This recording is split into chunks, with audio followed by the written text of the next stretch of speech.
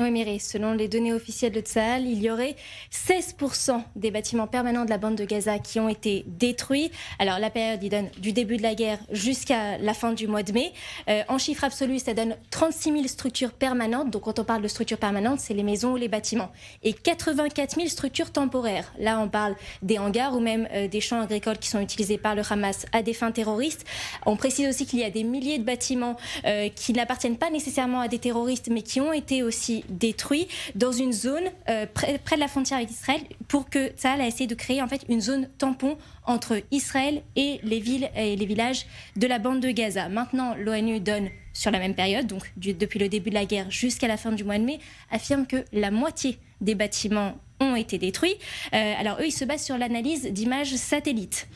Et les données de la presse internationale donnent des chiffres encore plus alarmants. Ils affirment que 70% des bâtiments ont été détruits. Alors eux, ils donnent pas déjà, on ne sait pas sur quoi ils se basent. Et ils donnent pas du tout la même période. Ils parlent de décembre 2023. Donc même une période totalement différente de ce qu'affirme l'ONU.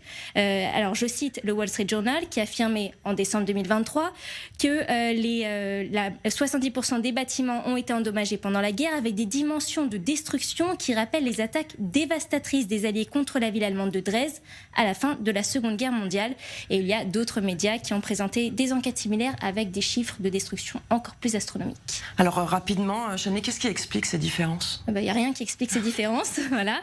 C'est seulement une méconnaissance de la réalité et des faits, puisqu'on pourrait penser que l'ONU inclut des bâtiments qui ont été peut-être un petit peu endommagés, mais non, il parle de destruction totale, complète, jusqu'aux fondations. Évidemment, on suppose que les chiffres de Tsahal sont beaucoup plus proches de la réalité, puisqu'ils se basent sur des analyses, des images satellites, de collectes de renseignements quotidiennes avec des drones, et également des reconstructions 3D, des chiffres qui seront présentés aux commissions d'enquête internationales et devant les tribunaux internationaux.